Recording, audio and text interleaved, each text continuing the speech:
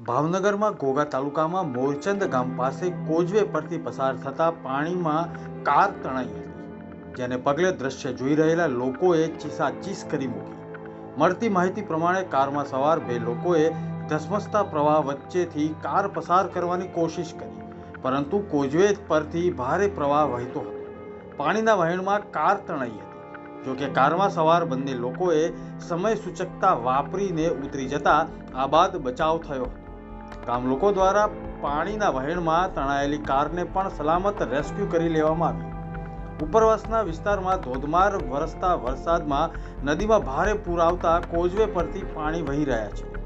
રાજ્યમાં મેઘરાજા મહેરબાન છે, ત્યારે ગુજરાતમાં સવારે 6 વાગ્યાથી સાંજના 6 વાગ્યા સુધીમાં રાજ્યના 90 તાલુકાઓમાં વરસાદ નોંધાયો છે। સુરત સિટી અને ગ્રામ્ય બંનેમાં વરસાદી માહોલ જોવા મળ્યો। સુરતના કામરેજમાં 3 ઇંચથી વધુ વરસાદ નોંધાયો। આણંદના બોરસદમાં મેઘરાજા મન મૂકીને વરસે અને 3 ઇંચથી વધુ વરસાદ વરસ્યો। ઉપલેટામાં 2 ઇંચથી વધુ વરસાદ નોંધાયો છે। અમરેલી જિલ્લાના ખાંભામાં પણ 2 ઇંચ જેટલો વરસાદ નોંધાયો છે। નવસારી જિલ્લાના જલાલપોરમાં અંદાજે 2 ઇંચ જેટલો વરસાદ નોંધાયો છે।